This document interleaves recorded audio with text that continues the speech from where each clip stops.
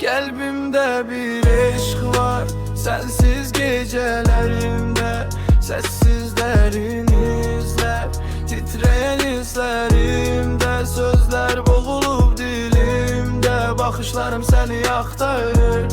Her ritim, her nefes seni adlarla bağlayır.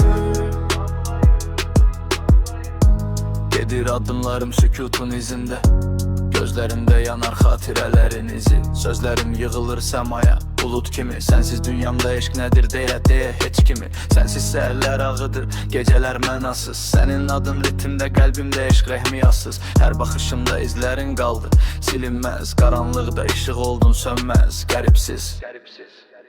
Qəlbimdədir eşq var, sensiz gecələrimdə. Sessiz derin izler, titreyen hislerimde. Sözler boğulup dilimde, bakışlarım seni aktarır. Her ritim, her nefes seni adımla bağlayır. Yağış damlaları kimi düşür bu his, sənə qovuşmaq arzusu.